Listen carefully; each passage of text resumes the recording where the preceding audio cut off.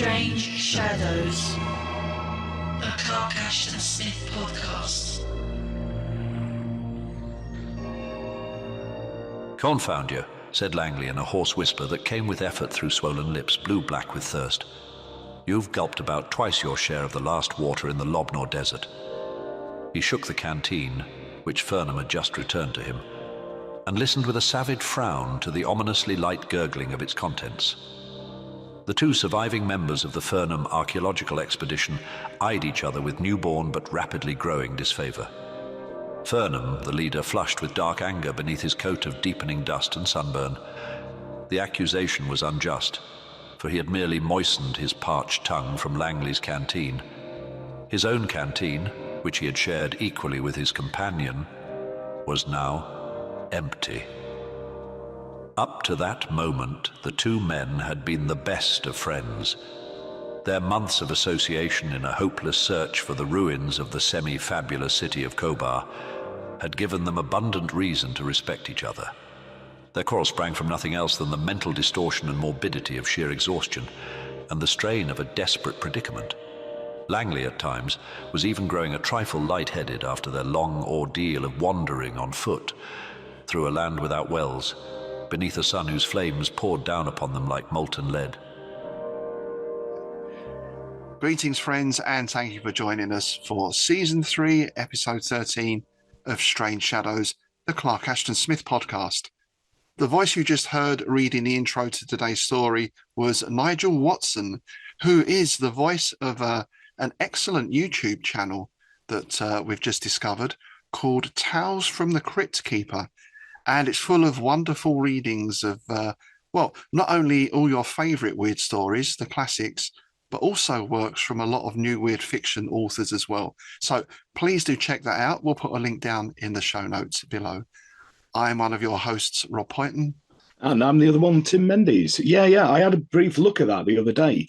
And I mean to wade through it at some point. There's some really interesting stuff on there, really nice narrations as well. So, yeah, very cool. Very cool. Go and check it out. Yes, excellent. So today's story is The Invisible City. And, I think we can reveal from the start, without fear of spoilers, that this wasn't one of Smith's favourites of his own tales. No, it wasn't. No, it wasn't. To say he wasn't a fan of it would be a bit of a gross understatement, really. I'm just going to kick off very quickly here by turning to Eccentric Impractical Devils, the letters of August Derleth and Clark Ashton Smith, to a letter dated December the 12th in 1931. Dear August, yada, yada, yada. I've been doing a pseudo-scientific The Invisible City, but I'm pretty thoroughly disgusted with it.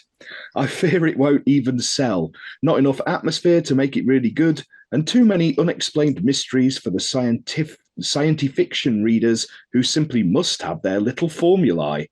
A story in which the heroes don't solve anything would hardly go. To hell with heroes anyway. Good luck as ever, Clark Ashton. Wow. So, yeah. And yeah, I mean, it's fair to say this isn't top tier Smith, although, as we also always say, even Smith at his lower rungs on the ladder, still worth reading. And there are some very nice bits in it, of course. I actually enjoyed this a lot more than some of his other science fiction ones. Yeah. There was some bits in this I thought were really, really cool. Like the first third of this, I really liked. And it brought to mind the HPL story in the Walls of Eryx. Ah, yes. You know, his revision story. Yeah. It's a kind of similar conceit. But yeah, I really liked it. I liked the atmosphere. There was a good squiggly creature in there. You know, he's like I say, I enjoyed this more than, say, the Volmar stories because it was weirder. Yeah, I think it was less formulaic in that sense, wasn't it? I think, and Volmar was the space hero, wasn't he, and all that. Yeah. Well, that's questionable, perhaps, how much of a hero he was, but Captain Douchebag. Yeah, it did follow more that sort of space cowboys, sort of, or chaps in space formula. First of all, we should say this is actually set on Earth, right, rather than in space. Yeah. So. Science fiction or weird fiction? I suppose we're dealing with extraterrestrials, so I guess it counts as science fiction in that sense. Yeah, Yeah, well, Smith calls it science fiction, and who are we to argue with the man himself? So, shall we start with the publication history then? Indeed, yeah. He's finished the story on December the 15th, 1931.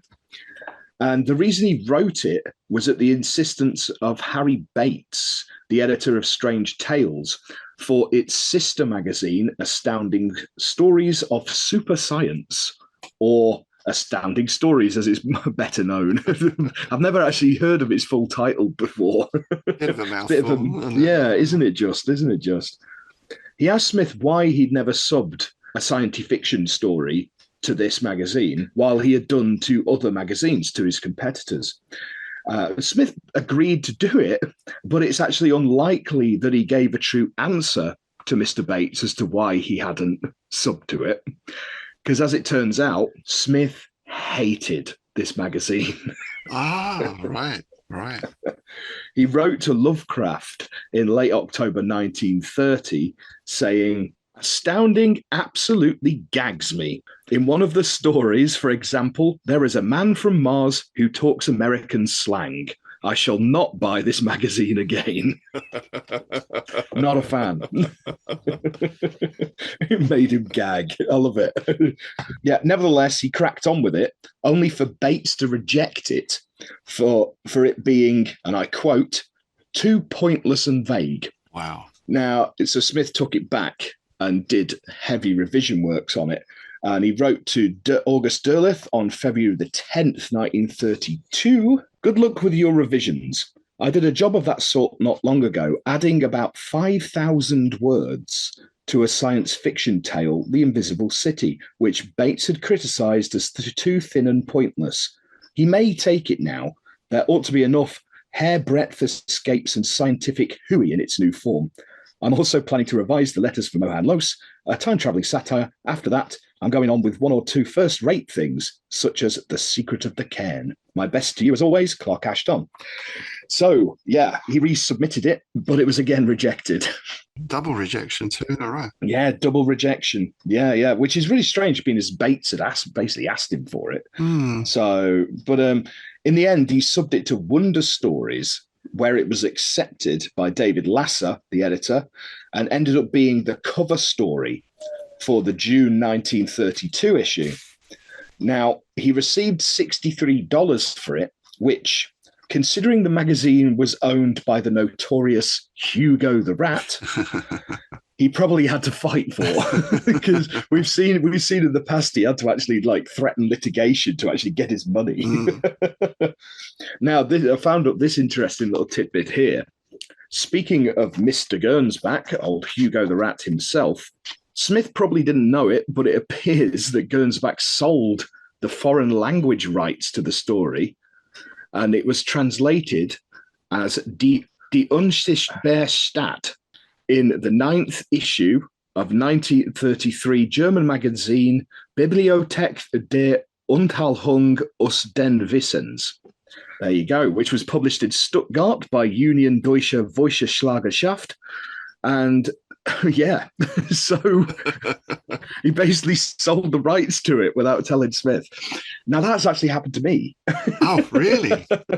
Yeah. I had a story out and all the rest of it, contract and all the rest of it. And the publisher, who shall remain nameless, put audiobook out on the podcasty thing, right? Yeah. No contract in place. Didn't tell any of us. It's like, ooh, right then. Was that resolved in your favour? Yes, it was. Right, yes. Right. We shan't ask which method you used, because probably for the best. Being a man of consequence, I can exactly. That's it. Turn up in my tweed, twiddling my moustache. Yes. So let's talk about rights, shall we? with a broken Purdy over your shoulder. Yeah, exactly. Now look here. Now look here, my good chap. Yeah.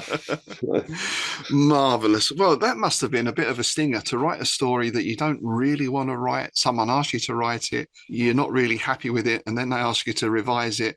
you can sort of imagine sitting down and going, oh, God, oh, okay, I'll change this, change that. And then it gets rejected again. Yeah. That's a bit of a kicker, that one, isn't it? Well, he added 5,000 words to it. I can't. Oh, 5,000? Yeah, 5,000 words. Oh, wow. And considering it's not that long, I mean, what is it? About must be 7 or 8,000 or something. So that's over like half of the story was added in revision. So it would be interesting to see the original version. I don't know if it exists anywhere. It sounds to me like then that first one was probably two blokes looking for a city. Oh, we found a monster. Oh, we have a fight. Maybe he just kind of went, oh, I'm just going to, Yeah, because I think it sounds like from that length, it would have been what he classed as his filler stories. Yeah. So maybe he wrote it as a filler, and then because it didn't get taken, he thought, all right, here we go. Unfortunately, the letters from Bates don't exist anymore. So we can't see what he asked Smith to do. That's a shame. But he was asked to revise it. So whether Bates said, can you do more of this, and this? All we know about the exchange is what the second hand, what he said to do, Ethel Lovecraft. Right. Yeah. And to be fair to Hugo, he did seem to pay quite well. I mean, they might have had to chase him for it, but, his rates did seem higher. So, there is that. Okay, so let's get into our favourite words. Now, I think this being not set in Zothique or Hyperborea or Averoigne, we're on just plain old present-day Earth. The language is somewhat less baroque than Smith will usually use. So consequently, I think there was only one word that I had to look up. But there are some nice sounding ones, though I think I knew the meanings of all of these. But what did you pick, sir? I'm interested to see what you came up with. Now, the first one I've got it's an archaic term for crazy. It can also mean a psychiatric hospital or a seedy cinema. That's bug house. Ah, bug house, nice. Yeah. It's one of those that it often pops up in things like PG Woodhouse and stuff like that. Oh, he's got completely bug house, I didn't realise that was such a widely used term. I thought that was quite sort of specific little bit of slang Smith has thrown in it, but Woodhouse is using it. Yeah, it was a very 1920s kind of thing. It was the sort of your flappers and all that. It was it was part of that whole kind of lingo. Yeah, the Woodhouse stories where Jeeves and Buster go to America, it's used when they're in New York. It's used a lot. So yeah, because it's North American slang. So yeah, nice. I'd say bug house to me. I think of some of the B&Bs I've stayed in over the years. Yeah. Bug house on sea. It was Western Supermare, isn't it? Apologies to anybody who lives in Western It's a joke. My first choice is mordant, which is a lovely sounding word, mordant. And it means a biting sense of humour, although it's also the term for a diffixative as well. Mordant. Nice. Next up, I have exiguous, which is very small in size or amount. That was one I had to look up, actually. Yeah, that was one that got me. Yeah, and the other one I had to look up was commination. Same. Yeah, which is like a denunciation or to condemn something, which I wasn't familiar with. Yeah, I got the definition is threatening divine vengeance. Oh, that's nice. Yeah, and it's linked to Ash Wednesday and things like that. Oh. There you go. And an excellent sounding word. One of my favourite words, I think. Oubliette. Ah, yes. Such a nice word for such a horrible thing, really. Indeed, yeah. And I'm sure most people will know that's from the French to forget. And it's basically a room in a dungeon that is entered only by a hatch or a trapdoor in the ceiling. And they drop you in and then leave you there. Presumably at some point you might get a bit of stale bread and water, but you're basically forgotten. And I think one reason why I like this name is as a kid, people of a certain age may remember the Aurora model kits that glowed in the dark. So they were quite tall. I think that the figures stand about sort of 10 or 12 inches tall. You had Frankenstein's monster, Phantom of the Opera, all the classics. And there was one called The Forgotten Prisoner, which was a skeleton chained to a wall So some poor sod who'd been put in the oubliette. Nice. And you could paint them all up, or you could leave them, and the heads and hands and all that stuff used to glow in the dark. I had so many of these things at night, I didn't need a torch, but I did used to get terrible nightmares as a kid. I wonder why. You have rooms lit up by phosphorescence. I like it. Yeah, phosphorescent grinning skulls and stuff. Yeah. I love it. I love it. I absolutely love it. If you have a look round for those, I mean, I think that came out in the sort of late 60s into the 70s. And those old, if you get like a mint box one, they go for an absolute fortune now. Collector's items. Nice. Yeah, I imagine so. Yeah. Funnily enough, the Mermaid Inn in Rye, which is it's an old smuggler's inn. I stayed there a couple of years ago, and the room that I stayed in was one of the historic rooms and one of the haunted rooms. Next to it was the access to the oubliette. There was an oubliette in it. Oh, One of basically the haunting that took place in the room we stayed in was two musketeers who had a fight, and one of them ended up putting the other one down the oubliette. my word. Oh, And yeah, I've got video of it. I've got video of the oubliette because you could go out and the little tiny little corridor connecting with the oubliette in the middle, the dropping down into the oubliette, it joined onto another room, which accessed through the secret door, which was behind a bookcase. It's really cool. Oh, wonderful. Yeah, we managed to go through it and everything because we got talking to the people in the next room, and it was really funny because the other room with the haunted rocking horse, them we were talking to them in the bar, so we ended up going in all of the rooms. I got some really good footage of it. I keep meaning to do it, but I need to re-record some of the dialogue on it because of the bloody wind. Oh, right. Yeah. I bet, did you feel like Colonel Mustard or something going through the secret panel? I did. It was great. It was really good fun. But yeah, the oubliette, man, it got the old torch that shining down it and got some footage of it. It wouldn't be a pleasant fate. It's grim, isn't it? Yeah. It's grim. Horrible way to go.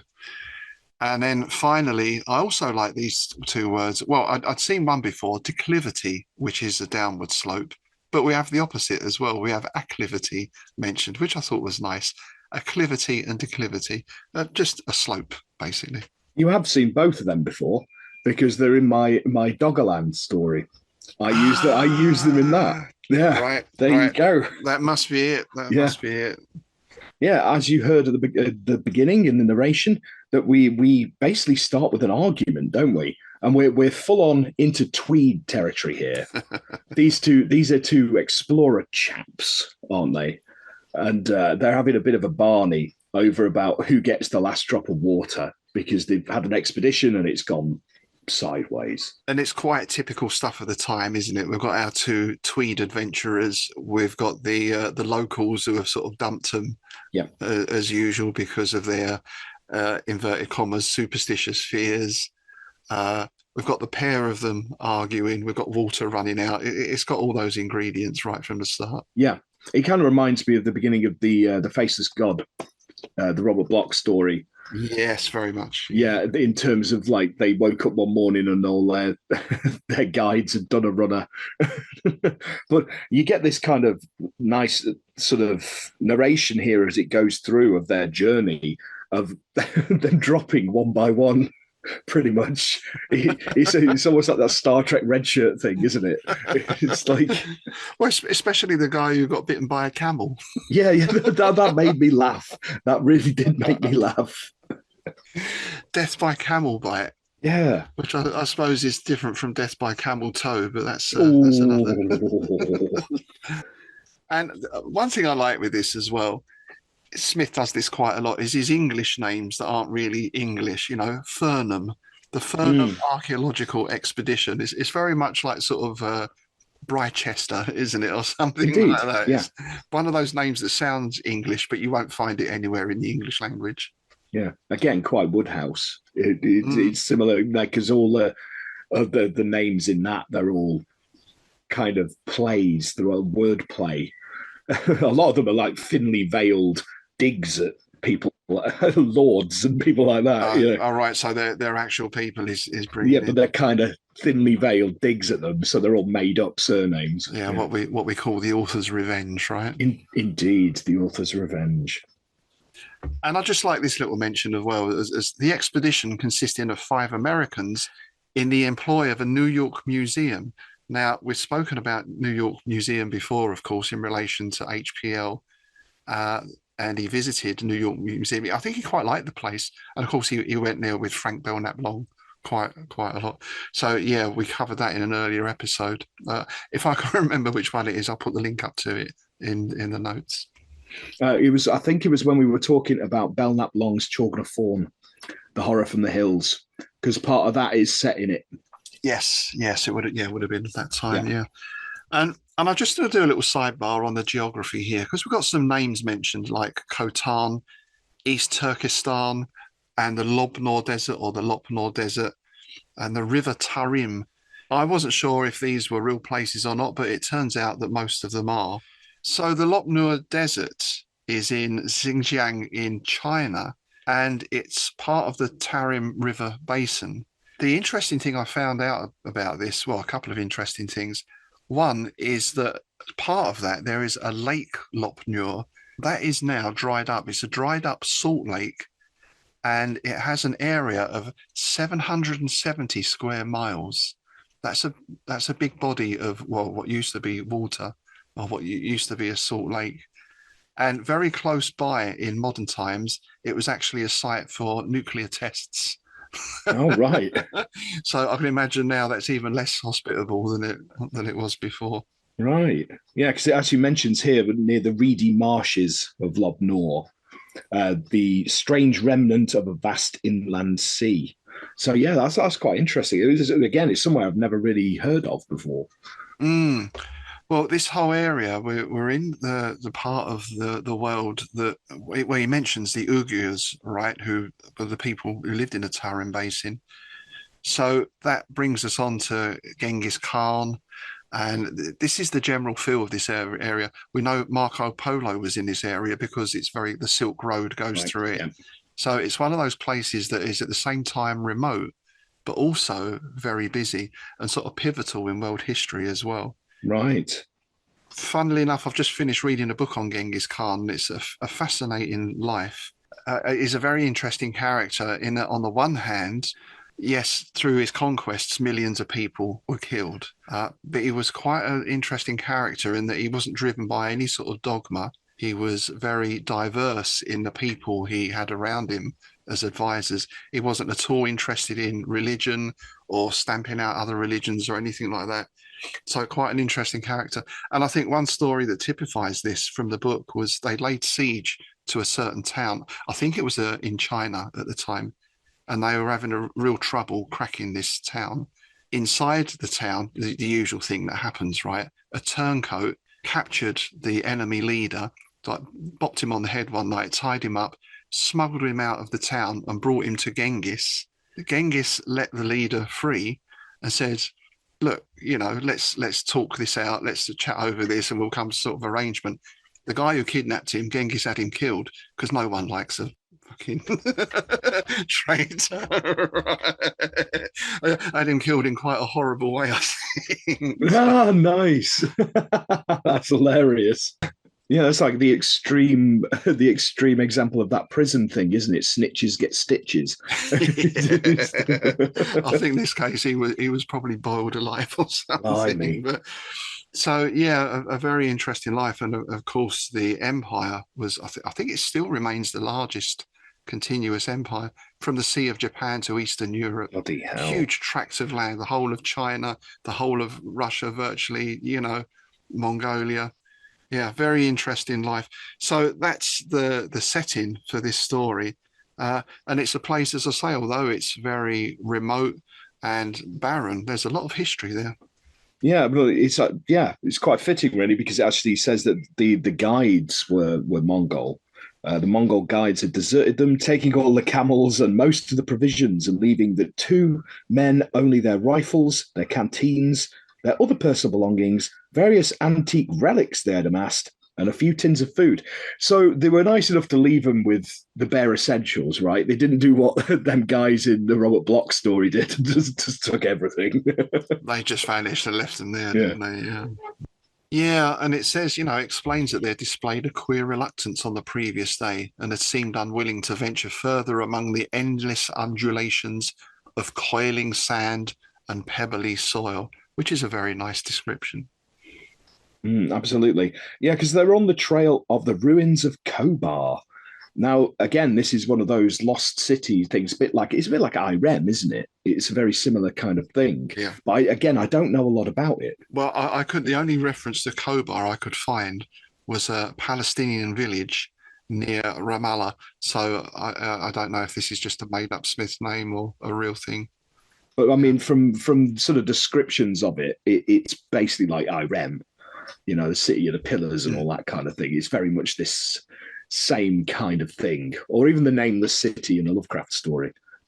So they've got no other choice but to start wandering, and of course the water runs out pretty quickly, leading to this argument. The tensions rise between the two men, and again another nice vivid description from Smith, as we've come to expect. The sun had lowered a little, but burned with grueling rays, tyrannically torrid through the bright inferno of stagnant air. There was no wind except for brief and furious puffs that whirled the light sand in the faces of the men, and then died as suddenly as they had risen. The ground gave back the heat and glare of the heavens in shimmering, blinding waves of refraction. There's one thing I love that elevates these science fiction stories, that you can't resist getting a little bit of poetry in there, because, that's his voice, right?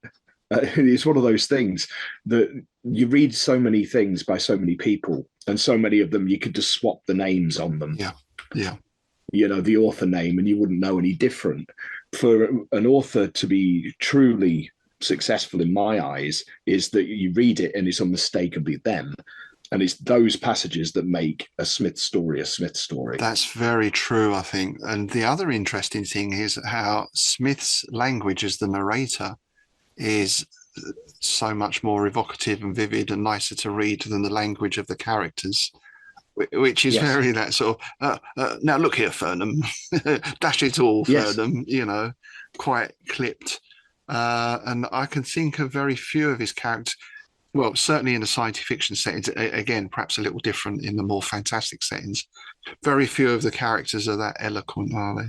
Yeah, no, I think the only exception to that is the Hyperborea stories, like with necromancers and things like that. They talk with this lovely Baroque language, and it's all the big long words and incantations and all that. Grandiloquent. Yes, indeed. But yeah, that's an interesting observation. You're right. You are right, because again, like the Volmar stuff and everything, these guys, it is all very sort of, pull yourself together, man. It is, isn't it? Yeah, dash it all, and what's this nonsense sort of thing. Yeah, but I wonder if that's because Smith is, as he said, not keen on heroes. No. So it's not really giving these guys any props. He doesn't really want to invest them with any character because they don't really have one. No, not at all. I mean, again, we've discussed that before. That's not really Smith's thing. He is one of the best examples of atmosphere over characterization. Lovecraft is another one, because all his characters are exactly the same. They're mainly ciphers for the reader to be taken on this journey. So something strange happens. They find this what's called a depression in front of them. Langley and Fernham mounted a low gradual ridge and paused in sweltering exhaustion on its rocky spine. Before them was a broad, shallow valley at which they stared in a sort of groggy wonderment, puzzled by the level and artificial-looking depression, perfectly square and perhaps a third of a mile wide, which they described in its centre. So it looks like a place where there would have been a city, and, there are these old ruined, abandoned cities, well, particularly in this region and many others. But there are no ruins, which is rather odd. Yeah, it's again, I like this. I really like all this bit from here to sort of like just after the trunk guy appears. I think this is where this story is really sort of firing on all cylinders. The trunk guy, I love it. I can't remember what they're called. Not the drunk guy, the trunk guy. Yeah. If he'd had a drink, he could have been the drunk trunk guy, I suppose. Well, there's a lovely little bit here. The men blinked, and both were prompted to rub their eyes as they peered through flickering heat waves, for each had received a momentary impression of flashing light, broken into myriad spires and columns that seemed to fill the shallow basin and fade like a mirage. So you almost get that unreliable narration thing coming in here because they're both dehydrated, all that kind of thing. Is it hallucination? Is it not? Is there something there? Nice. So, of course, they venture down to investigate, and as they approach this area, they notice that the air begins to cool a little, almost as though something is blocking those hot winds or even sort of shading them from the sun in some way. And they get to this edge, this drop, and peering over, they saw that the sides fell unbroken at all points for a depth of 20 feet or more. In the smooth bottom, the cellar-like pits yawned darkly and unfathomably. The floor above the pits was free of sand, pebbles, or detritus. So it's almost like they come across this big sort of trench or like a kind of moat or something like that. Yeah, definitely. I love that. I love this. You're talking about the characters. You get a great example of this now. Christ, what do you make of that? Muttered Fernham to himself rather than to Langley.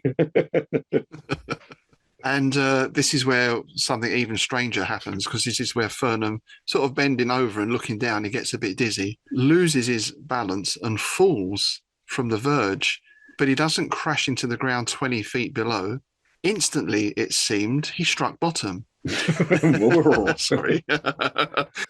There's a couple more of those coming up. Advance warning. Yeah, I know. Amazed and incomprehending, he found that he was lying at full length, prone on his stomach in midair, upborne by a hard, flat, invisible substance. So he feels underneath him this sort of, he describes it as cool as ice, smooth as marble, almost like a sort of glass or crystal shelf or ledge. Langley, who's got pretty quick reflexes, I have to say, has grabbed him by the ankles as he fell and starts dragging him back up. and here we go with our second one. Yeah. He felt the unseen surface slide beneath him, level as a concrete pavement, glib as glass. Then Langley was helping him to his feet. Both, for the nonce, had forgotten their misunderstanding. Yes. Yeah. And and for non-English listeners, I think we've described that particular word before, so we won't go into that again. No. Just leave it to say if somebody calls you one of them, punch them in the face. And this is where you get my favourite word of the whole thing again. Yeah. Say, am I Bughouse? I thought you were a goner when you fell. What have we stumbled on anyhow?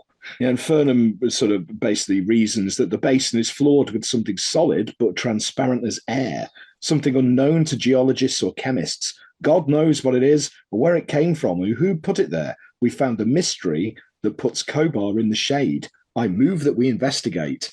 So here we go. This is that explorer monomania thing.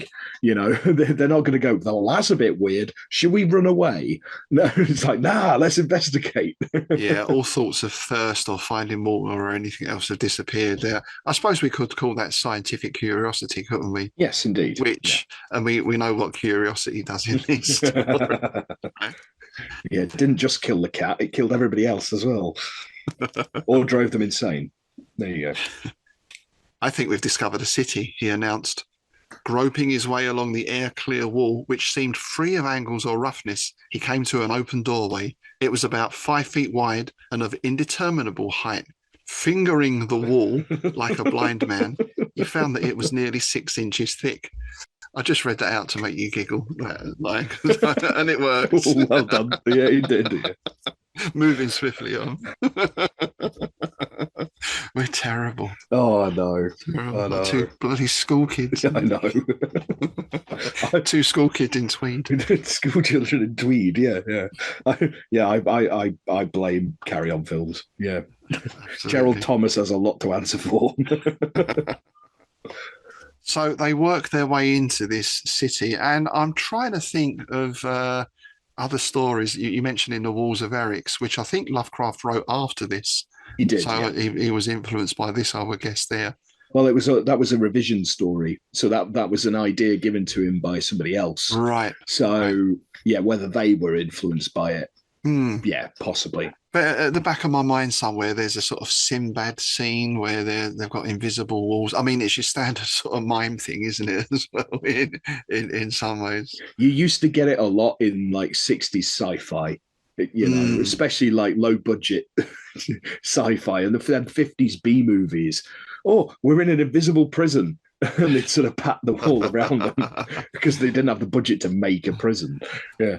Well, yeah, totally. And Star Trek springs to mind as well, but we're going to mention that later on, I think. So, yeah. But this is where things now take a turn. We go from weird to weirder. And then after that, it's going to go weirder still.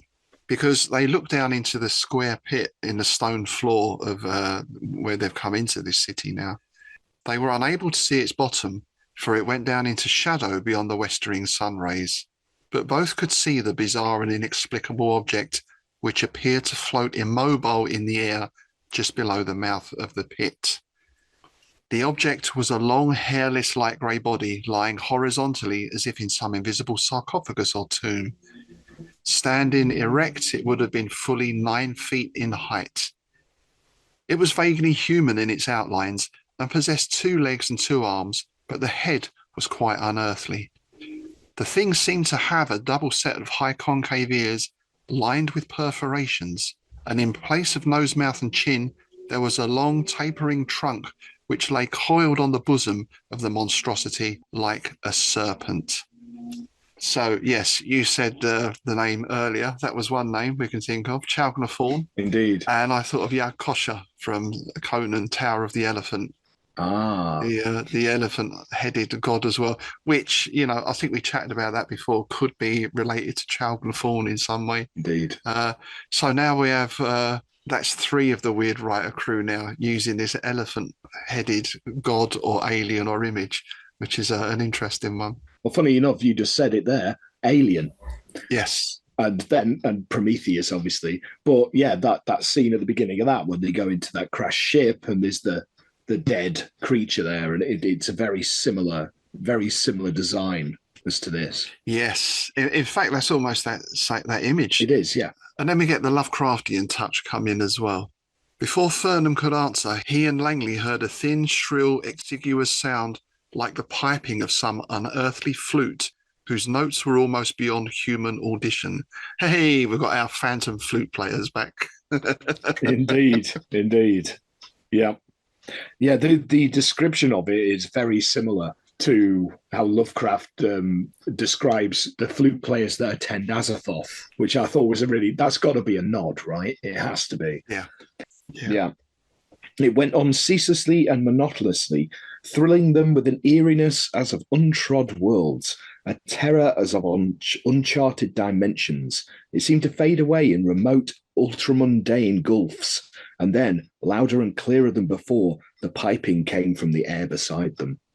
So yeah, again, it's that very Lovecraftian touch, isn't it? And then, as I say, from weird to weirder to weirderer, because now we get the attack of the invisible monster.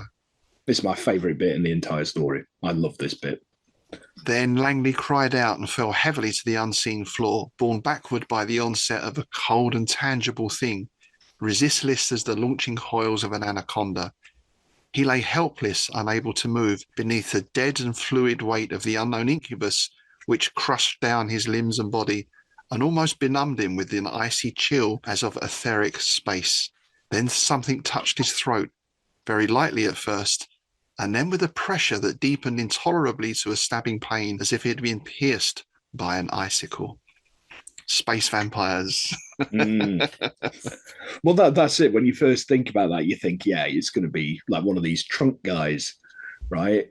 But no, it's something much cooler than that, which we'll get to in a moment. And I love this bit here about how Fernham sees Langley's blood. He saw the spurting of the thin reel of blood, which mounted straight in the air for several inches and vanished in a sort of red mist. That's quite cool, that. It is, yeah. So what does the chap do when confronted with an invisible monster?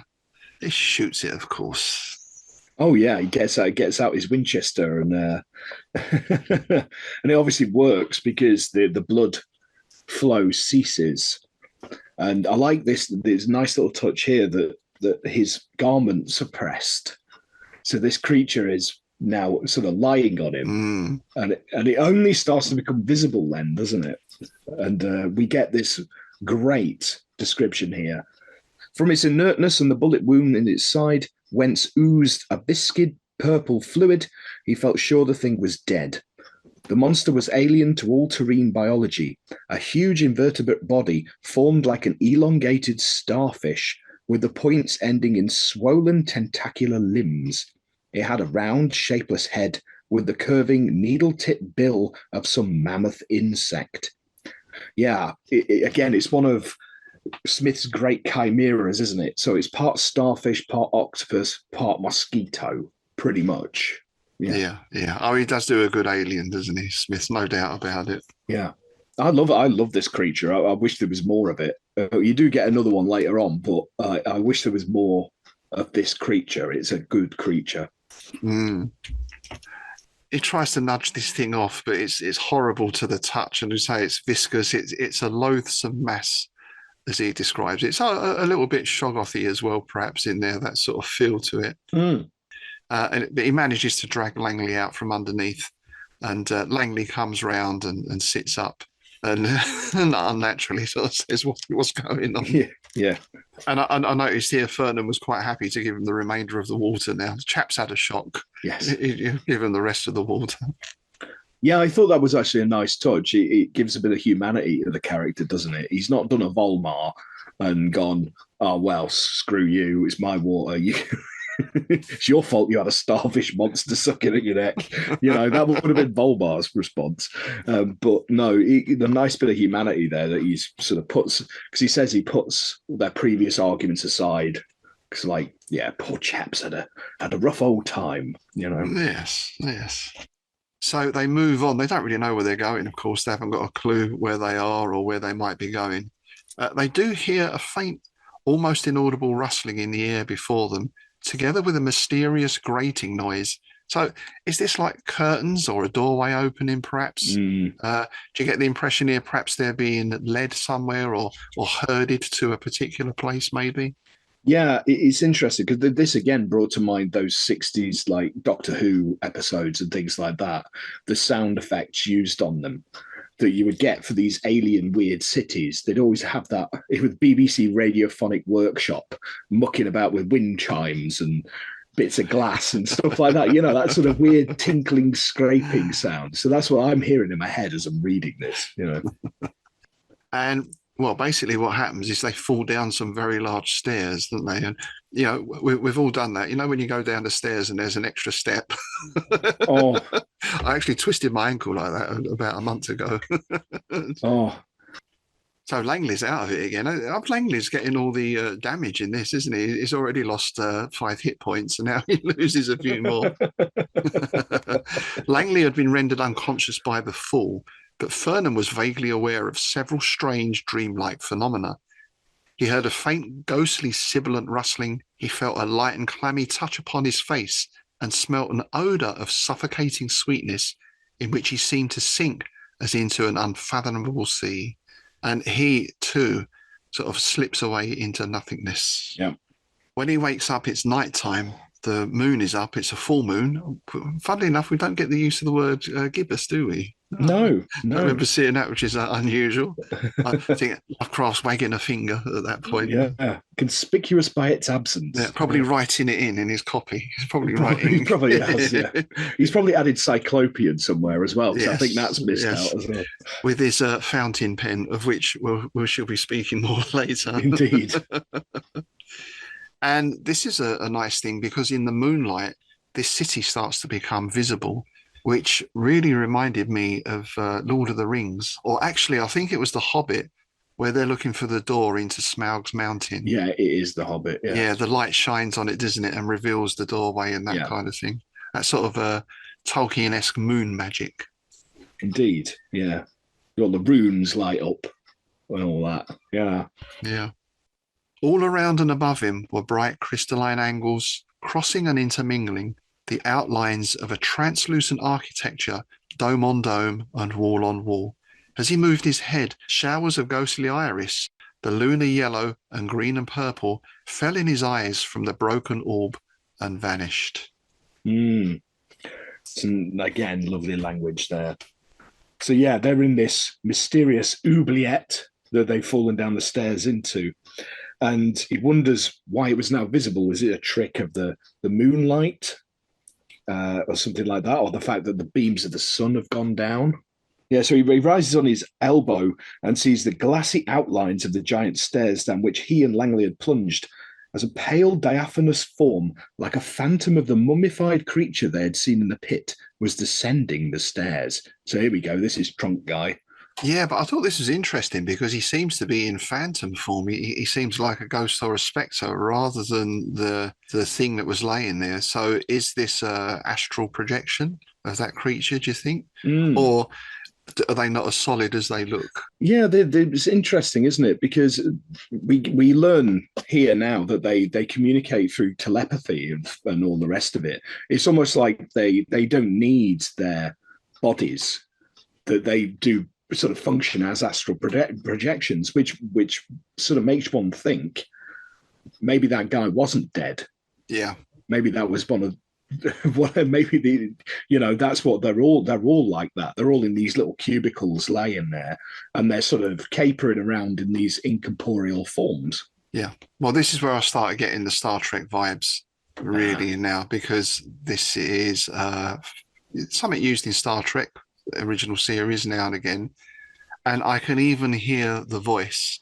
There's that noise in the background, that sort of Yep. And a voice that speaks like this with a lot of reverb on it. Oh, plenty of reverb. Welcome, Kirk, to our planet. Yep.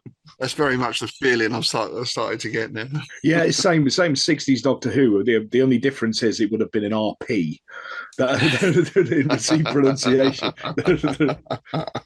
Hello, Doctor.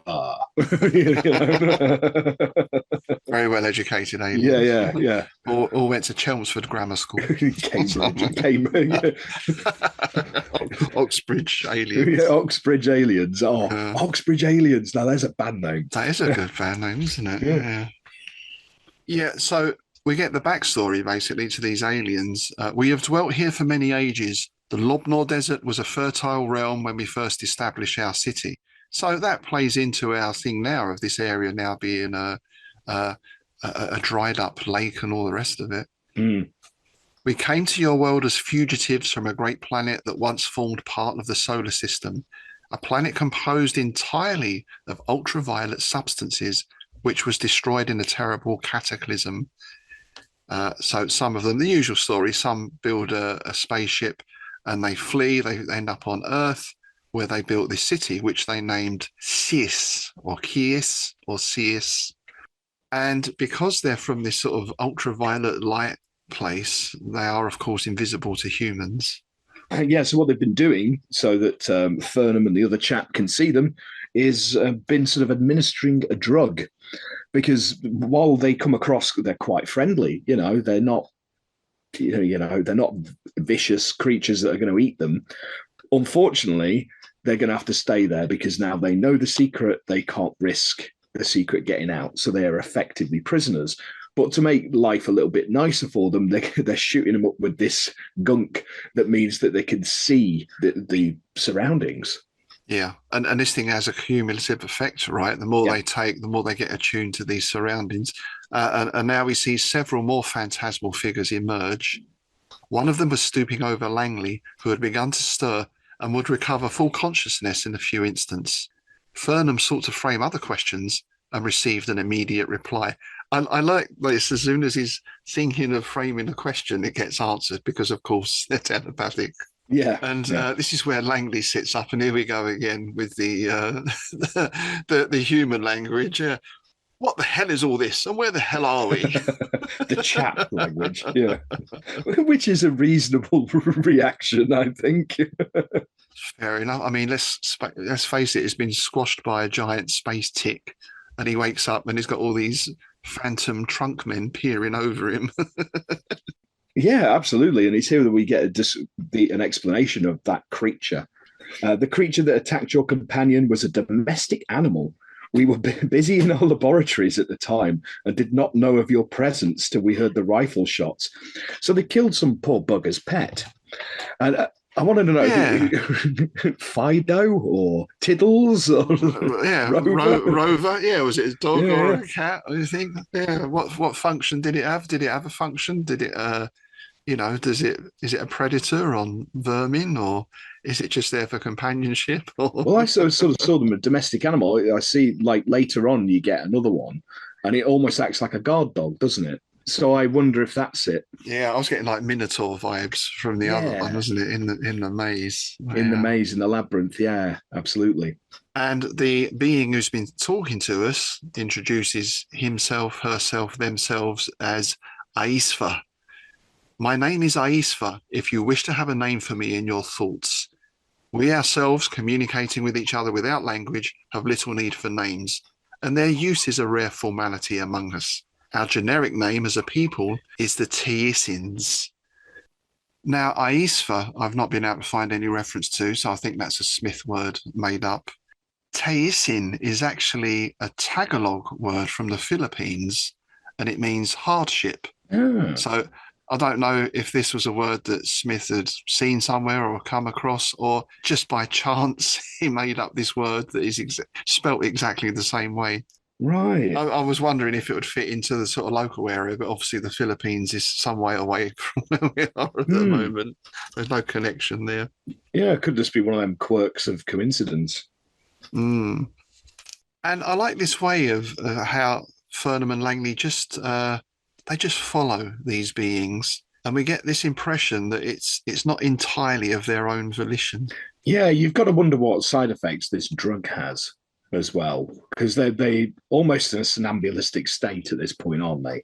They're being led along these streets and rocky strewn slopes and all this kind of business. Yeah, and it describes it as a drugged acquiescence in all the marvels and perplexities of their situation. Mm. So it's not just the fact that they're almost following orders. They're not at all in any sort of state of wonderment or amazement at what's around them.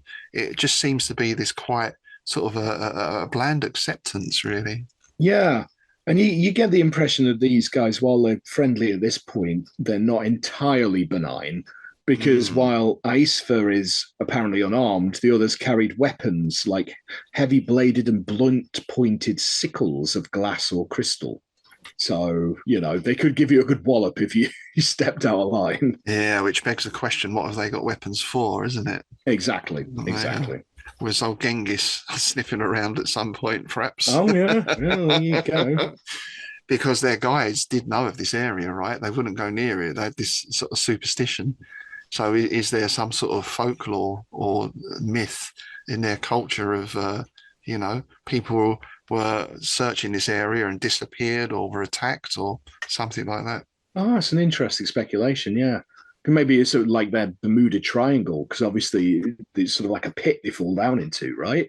So maybe you went into that part of the desert, people vanished, never to return. Never seen again. Maybe they're still living there as ultraviolet beings. Oh, that's a good, yeah. See, as much as Smith hated this story, you can't help putting these little bits in that then spin off. This is this world building that we've spoken about, isn't it? Yes. Which is often inferred, and there's very little detail, but it does sort of beg these questions. You could see a lot of spin-offs from this. That's a trope of the best weird tales. You don't have to say it explicitly, just having that suggestion is what makes a weird tale, well, weird. These little avenues and alleyways you can get lost down.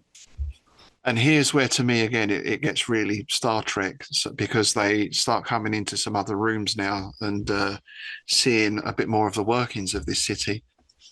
The building they now entered was full of apparatuses made in the form of distorted spheres and irregular discs and cubes, some of which seemed to change their outlines from moment to moment in a confusing manner. As they went on into the building, there was a queer sense of some importunate and subtle vibration in the air, which affected the men unpleasantly. They emerged in a clear circular space at the centre of the building.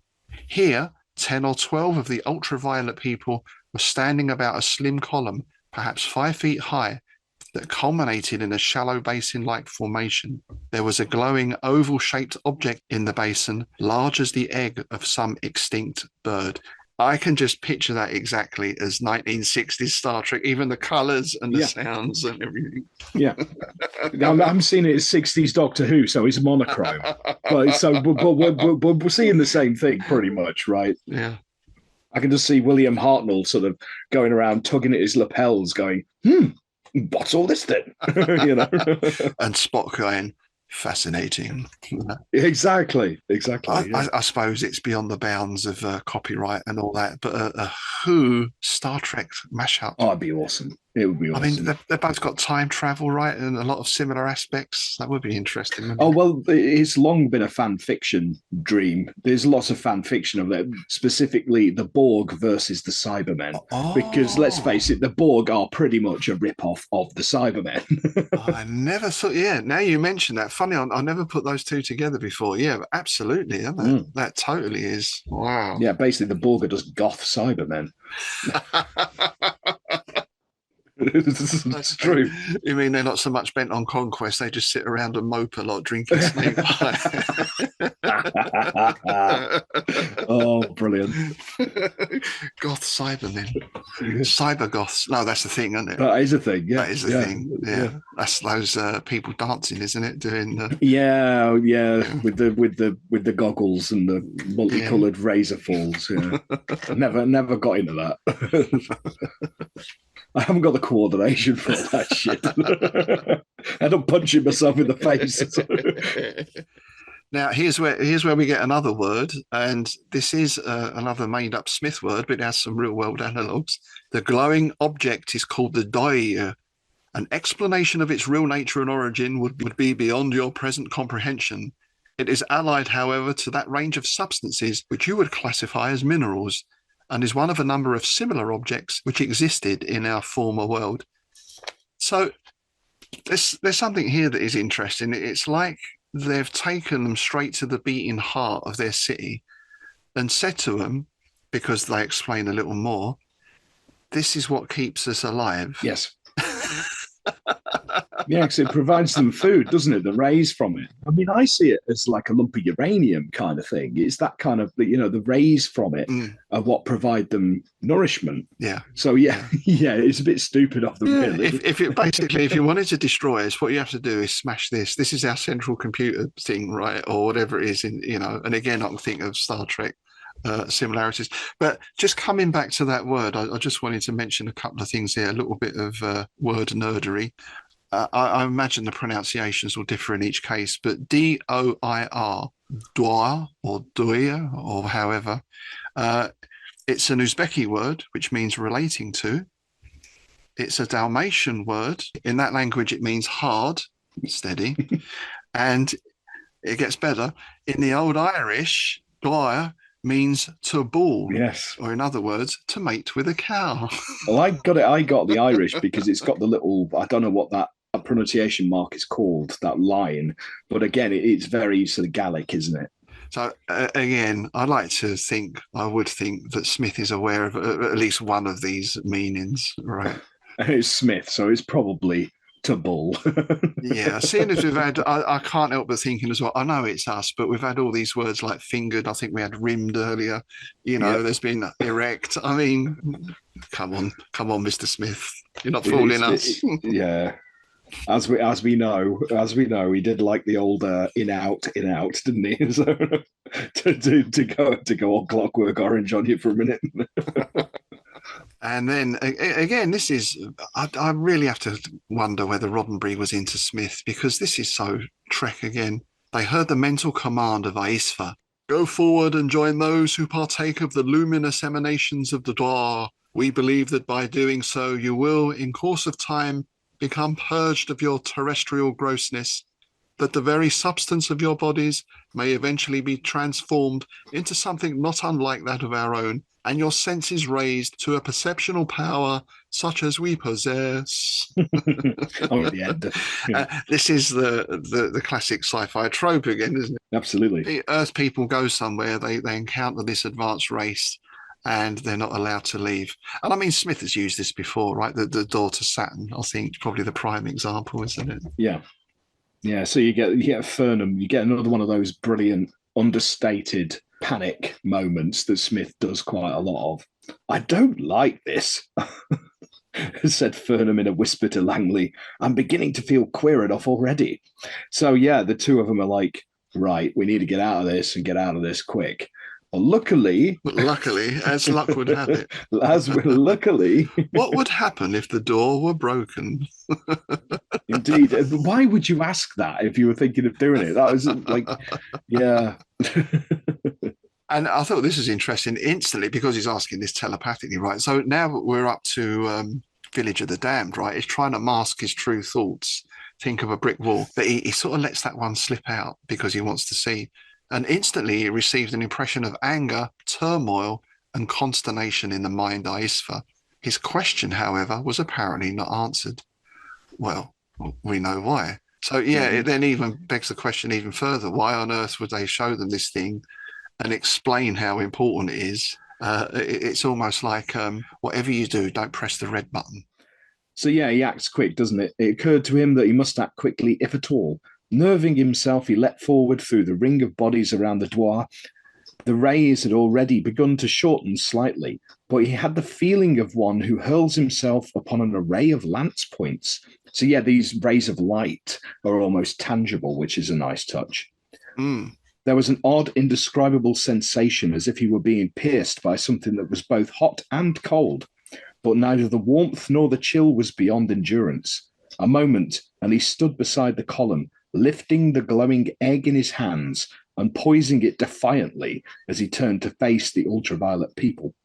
Yes. So they've seized the initiative, and basically the deal is bring us our weapons, let us go. You can have your egg back. We'll just FO and we'll say no more about it. Pretty much. This wave of fear and anger that goes through the creatures is quite interesting. A shudder passed among the semi-spectral beings, and he felt the dire fear that his threat had aroused in them. He had been right. The Dwyer was fragile, and some awful catastrophe, whose nature he could not quite determine, would ensue instantly upon his shattering. So maybe they're a little bit naive, these people. They don't really think that why would you want to leave? It might be one of those. You're here amongst us people. We can show you all these wonderful things. What would you want to go back out into the desert for? It's a good point. Yeah, maybe. Because the other thing is, what experience have they had of Earth? They've been in this really remote area. Perhaps they think that the whole of Earth is like, is like that. It's inhospitable desert. Yeah. Yeah, with a few sort of horsemen roaming around here and there, Yeah. I like Fernham now. He reverts to type here, doesn't he? Because the one thing he's most worried about, it's not bring me some water, bring the rifle quickly, the weapon you took from me, and give it into my companion's hands, and let us go without hindrance or molestation, or I will drop the Dwar. When we're outside the city, one of you, only one, shall be permitted to approach us, and I'll give it back. So that's the deal. They make off, they start to make their way out of the city, followed by this crowd of phantom things. And I like the way that these creatures, their telepathy is sort of slowing them down, isn't it? They're becoming almost slowed down by the waves of fear and hatred from these creatures. Yeah, and this is where another one of the starfish monsters appears, because that doesn't seem to have been affected by what's going on. It's before them from one of the buildings, a tentacled starfish monster, like the thing that had assailed Langley, emerged and lay crouching in the street as if to dispute their passage. I love that thought. He's like wagging a tentacle at him like a finger. Oi, where do you think you're going? Fernham and Langley, passing it with involuntary shivers of repugnance, went on. The air was oppressed with alien, unformulable menace. They felt an abnormal drowsiness creeping upon them at whiles. There was an unheard narcotic music which sought to overcome their vigilance, to beguile them into slumber. So you get the impressions these creatures are throwing everything at them on that sort of psychic level, but there's this siren-like music going as well. Yeah, which brought to mind the singing flame, right? Yes, oh, very much. Yeah. And I like this touch as well, that Fernum's fingers are growing numb by now because, as you say, this thing is giving off an almost tangible rays. The thing seemed latent with terrible life and power. The bones of his transparent hand were outlined against it like those of a skeleton. That's a cool image. Well, that's why I keep thinking of uranium and things like that, X-rays and all that kind of thing. That's it is almost like a lump of radioactive material, isn't it? So they get out of the city, basically. They get about 50 yards out, and Fernum pauses and waits for Aisva, and he's holding out the Dwar at arm's length. Somehow he had a feeling that it was unwise to return the mystic egg. Why don't you think of Mystic Meg? Mystic Meg and her mystic egg. But he would keep his promise, since the people of Seis had kept their part of the bargain. So, he's a decent chap. He could just run off with this, presumably. But as this transaction takes place, he gets the sense that Aisva's got something else in mind. As Aisva neared his fellows, 2 rays of cold, writhing fire leapt forth from the base of a tower that glittered like glass at the city's verge. Clinging to the ground, the rays ran up the slope with the undulant motion of pythons, following Langley and Fernum at a speed that would soon overtake them. "They're double-crossing us," warned Fernum. He caught the Winchester from Langley, dropped to his knees, and aimed carefully. So, yeah, he knows exactly what to do now. He's like, right, you've had your chance. We were going to walk away from this, but no. I like that little thing as well, that he catches the Winchester. Langley throws in the Winchester. He catches it, kneels, and takes aim in one motion. That's a very chap move, isn't it? Isn't it? It's sort of like one of those Boy's Own Adventures, isn't it? Or a Commando comic or something like that. All that's missing from that is the Captain Kirk combat role, really. As he catches the phaser from Scotty. Yeah. "Run," he called to Langley. "I'll make them pay for their treachery." So he pulls the trigger. He misses Aisva, but drops a couple of the others who stood near him. And he aims again. And this time, the high-powered bullet found its mark, though it must have passed through more than one of the ultraviolet beings before reaching Aisva and the mystic orb. And of course, catastrophe ensues. Yeah, spreading disc of fire basically explodes, doesn't it? And it's almost like a shockwave starts radiating out from it, and it's just wiping everything out. I like this because there's no sound, right? There's no audible explosion. No. So this is one of your modern film moments, right, where you get that and then it all just goes totally silent, isn't it? And then the next thing is the ringing in his ears. Yes. However, this hasn't stopped these serpentine rays, and one catches Fernum. There was a sensation of icy cold, of horrible constriction, and then, helpless, he found that the strange beam of force was dragging him back down the slope towards Seis, while its fellow went on in pursuit of the fleeing Langley. Yeah, as this is going on, the spreading disc of fire and destruction and death reaches the tower which the rays had come from.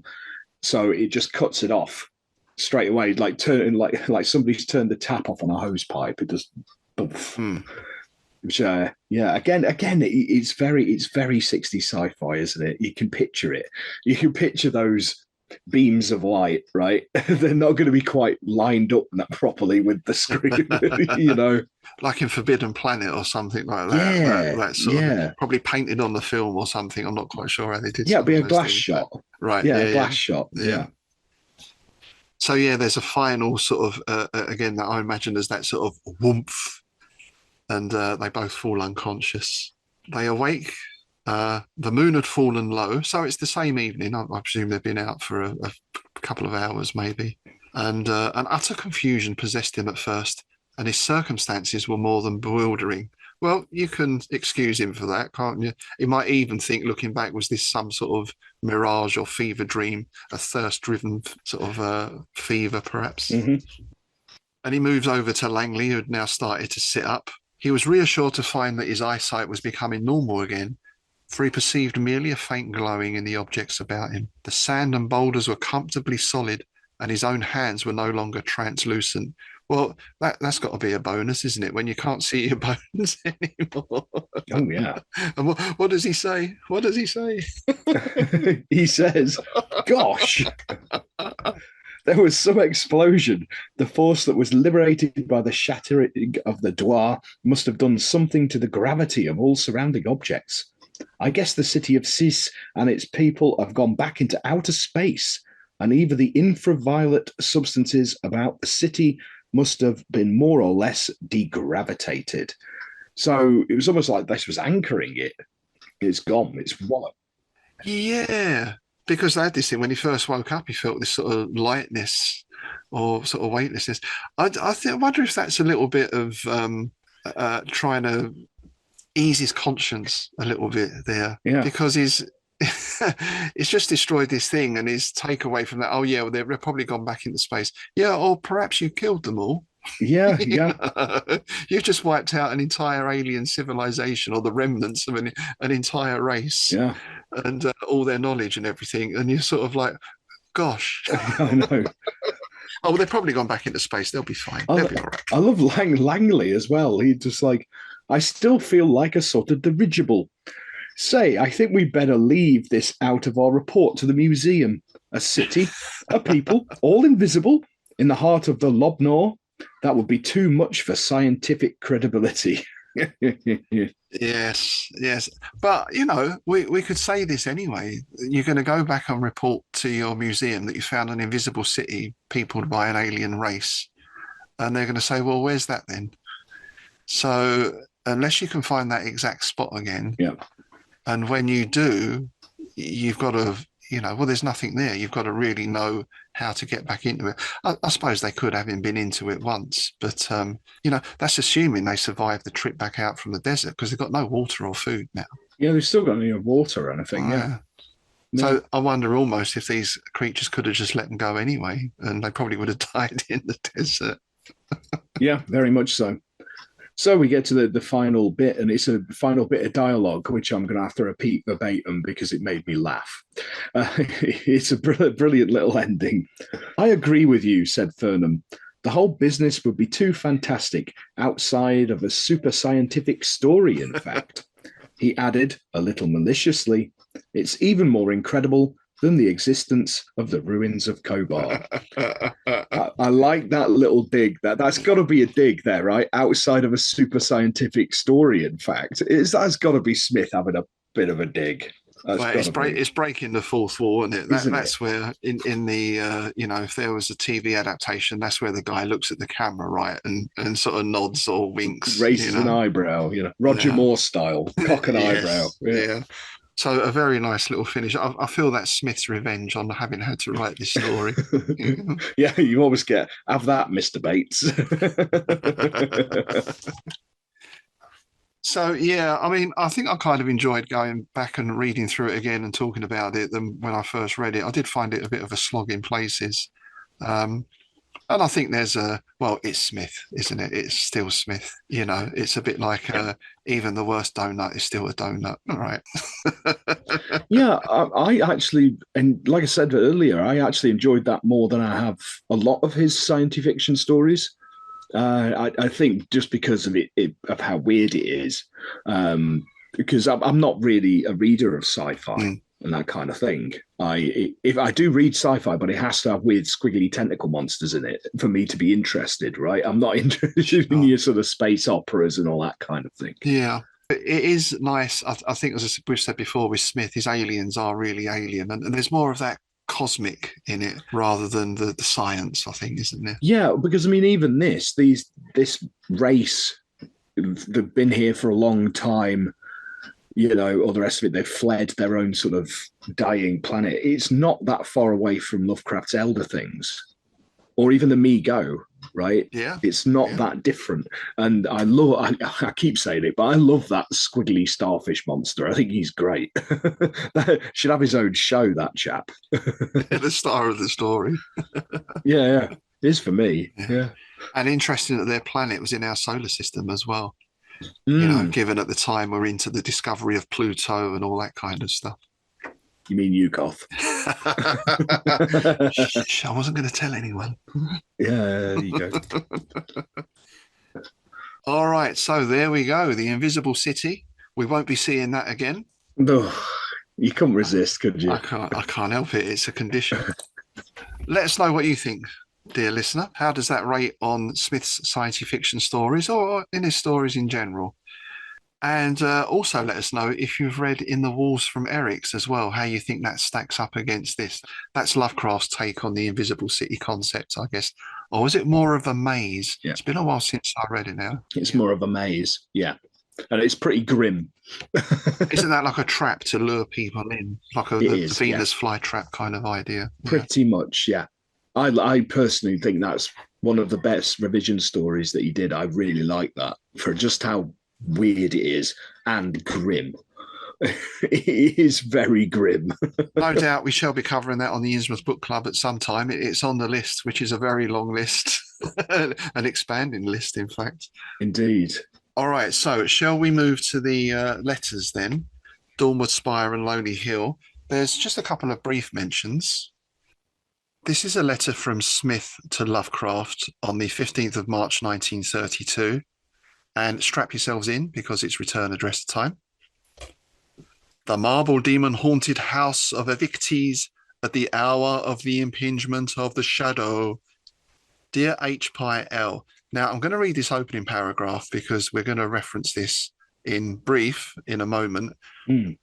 I certainly share your despair in regard to ever finding a serviceable fountain pen.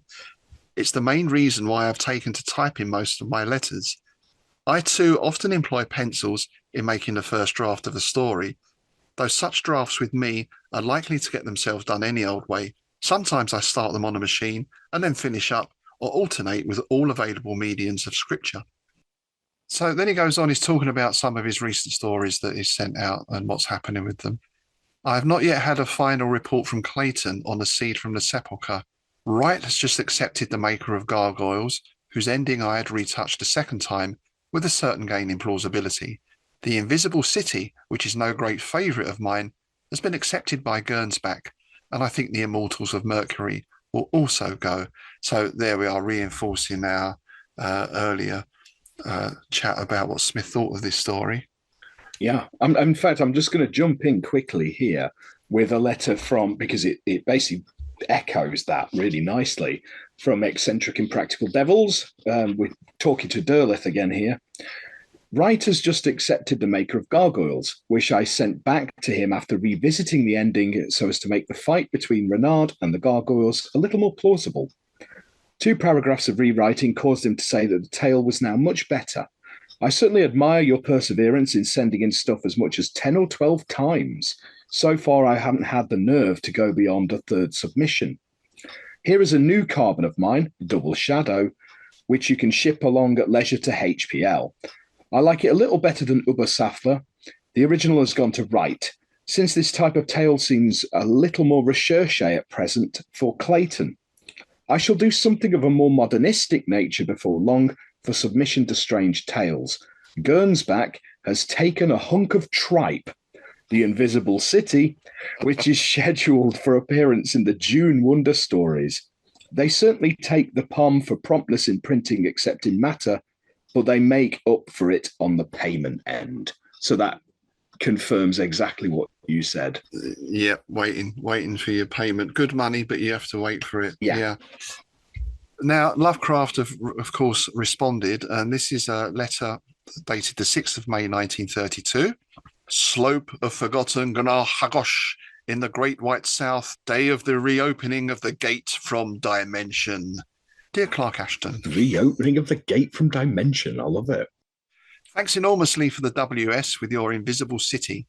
The tale is certainly vivid and ingenious in the extreme, and with enough action to please the most exacting clientele. You are surely in on the ground floor with WS. Glad you got the cover design. So, you know, HPL was less harsh on the story than Smith was. Yeah. And I think rightly so, you know. I enjoyed it. Yeah, I did. Yeah. It's interesting. You see that a lot with those two. It's like Lovecraft was incredibly critical of his own work. It's like things like Innsmouth and Mountains of Madness. He thought they were crap. Yeah. You know, I mean, famously, the famous one is the statement of not statement of Randolph Carter, the case of Charles Dexter Ward, isn't it? He nearly didn't do it. He nearly threw it in the bin. If it hadn't been for Barlow saying, no, this is good. Well, yeah. And you get the same with Smith. And we can only wonder how many stories were destroyed, can't we? That's something we'll never know. Well, from any and all of these authors and others as well, you know. And there's still always that faint hope that something's going to turn up in a box somewhere, I imagine, in a dusty attic in a New England sort of little town or something. Maybe. Well, you never know, do you? Because they were firing things off to each other all the time. You know what the postal service is like. Things must have got lost somewhere. There's probably a bunch of manuscripts sitting in some random post office box somewhere in the middle of nowhere now, you know. Well, if Niels ever gets hold of that actual post box that he tracked down in Auburn, that was the one that Smith actually put his letters in, perhaps if he opens that, there might be something in there. Very doubtful, but we live in hope. Yeah. All right. Now, we have had quite a few messages come in over the last few weeks, and we do apologise for not keeping up to date on all these. I think we've both got a lot on at the moment, which we'll mention in a moment. And of course, you know, there are several ways to get in touch with people these days, which is great. But it does mean we're trying to monitor about 6 or 7 or 8 different locations at once. Yeah. However, having said that, here's some of our latest messages. Starting with from our patrons on the Weird of Avulsal Witherquan. And the first is from Alan Brignall, a new patron. Many thanks for the welcome. I'm really enjoying these podcasts, particularly your discussions of weird, each of those spelt differently, words. Chatoyance has recently become popular among vendors of expensive fountain pens, but I think it really belongs in a subterranean ghoul-guarded gem hoard. Well, yes, Alan, thanks for that. I totally agree. Nice. And another reason that caught my eye is the mention of fountain pens there. And Lovecraft. And that famous story, which we spoke about before, I think, again, in that episode on New York. No, I think that was when we actually looked at Dreamer on the Night Side. Ah, right. Because it's long, isn't it? It's his remembrance of he took Lovecraft shopping. Yeah. And they went into a pen shop, and he left Lovecraft there, and he came back a couple of hours later, and Lovecraft had tried every single pen in the place, and then started from the beginning again. There was like an exasperated sales assistant. I think he eventually said, "Oh, I'll take this one."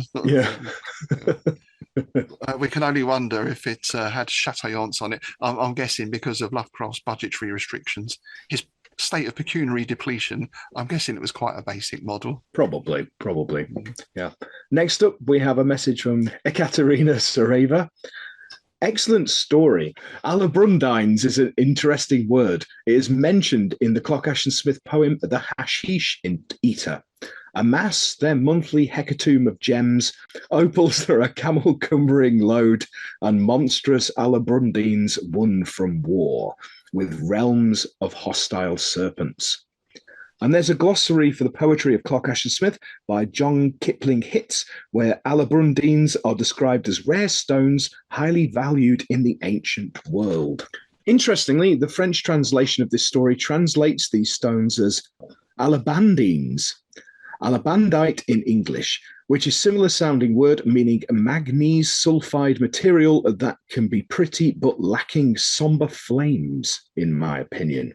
In Spanish translation, they changed to amethyst as amethyst, which is quite clever and works well if we assume that alabrundines is also a made-up gem, with name coming from alabandine, alabandite.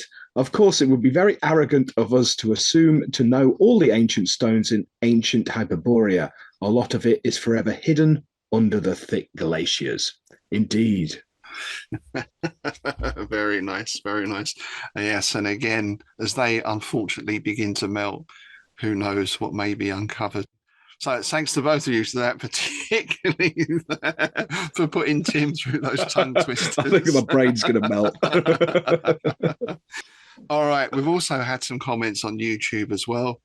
Rick Kennett on the Weird of Avulsa says one of my favourite Smith stories. Yes, ours too, Rick. Excellent story.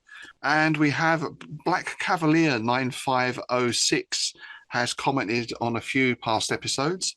The vintage from Atlantis. I've heard lots of anecdotal evidence that Smith made his own wine, but never heard actual proof. Is there any mention of that in the HPL or Derleth letters? Yes, well, I had a little bit of a look this morning, but obviously there's nothing in the indexes about wine. I've also been looking in the Loveman letters, which I can't remember the name of off the top of my head, but I couldn't actually find anything this morning, but it is something I will look into because, yeah, I'd like to know, and I'd like to know what he called it, you know. Sathogua vintage or something, you know. Bound to be something, isn't it? Yeah. Yep, next up, he discusses the end of the story. I know the story doesn't necessarily support this reading, but I'd like to think that the reason Nilissa died in Meleagris's youth was because she was destined to be resurrected by him far in the future. And if she had died after a long life of marriage to him, he wouldn't have later pined after her and his youth. So the moment told by the story wouldn't have happened. That's an interesting thought. That's an interesting speculation, yeah. That is, isn't it?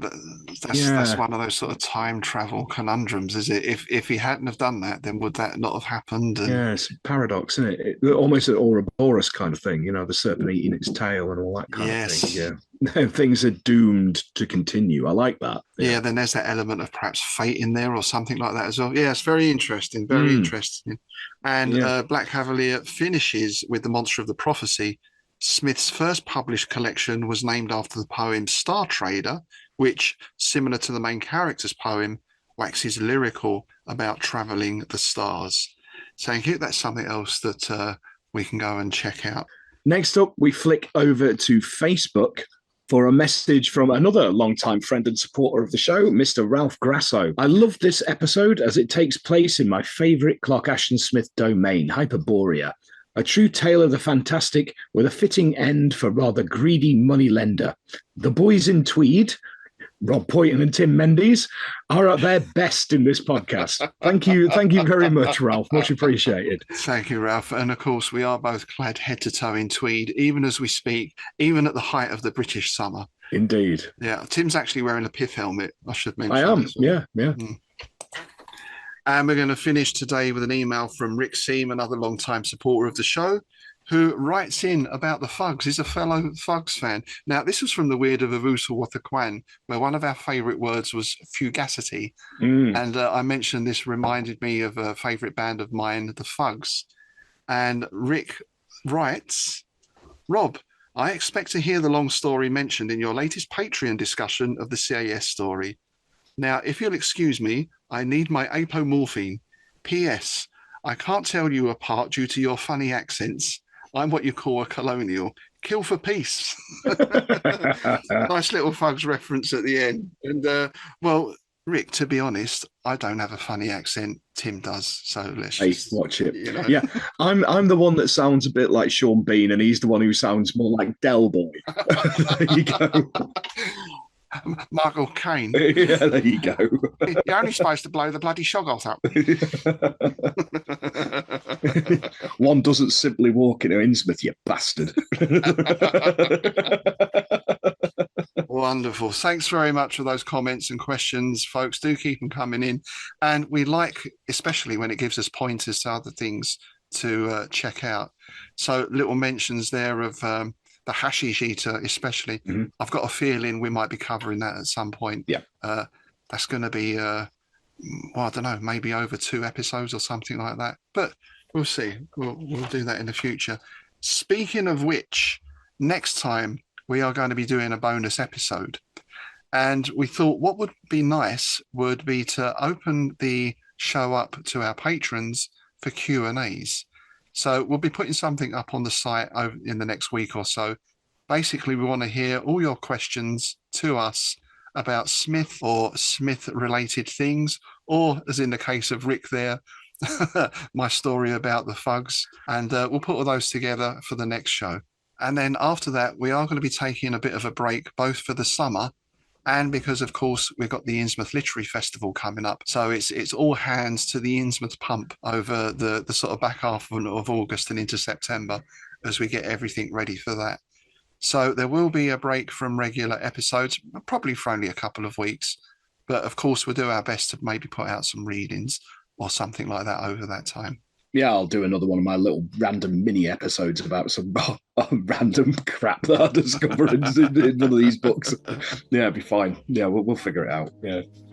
So that's it for now. Thanks again for tuning in. And of course, if you do want to join our patrons in supporting the show and getting access to bonus content, getting access to Innsmouth News, the latest issue of which has just gone out, that's got features on Basil Copper, occult detectives in literature, and a huge, long, comprehensive essay from Mr. Lovecraft on cats and dogs, which is very... I've read that before. Yeah, I've read that before. It's quite thorough. So, yeah, you can access all that by signing up to the show, of course, on our Patreon site. And you can also subscribe at Buzzsprout, of course. Okay, thanks again for listening, folks. That's it for now. It's goodbye from me, Rob Python. And it's goodbye from me, Tim Mendes.